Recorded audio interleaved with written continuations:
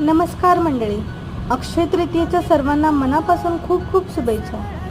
तर आज बनवूयात मस्त असा बेत आमरसपुरीचा. चला मग सुरुवात करूयात. त्यासाठी आंबे छान धुवून घेतलेत. आता त्याचे असे काप करून त्याचा जो काही गर असेल तो एका भांड्यामध्ये काढून घेऊयात आणि त्यानंतर मिक्सरमध्ये छान बारीकही करून घेऊयात. आता बारीक करून झाल्यानंतर त्यामध्ये आवश्यकतेप्रमाणे साखरही ॲड करून घ्यायची.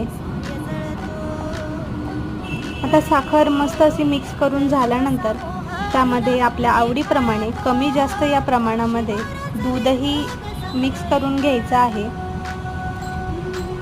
त्यानंतर वेलची पावडर टाकून परत एकदा छान असं मिक्स करून घ्यायचं आहे आणि आपला मस्त असा आमरस तयार आहे. तुमच्याकडे आज काय स्पेशल मेन्यू आहे हे कमेंटमध्ये नक्की सांगा. थँक्यू.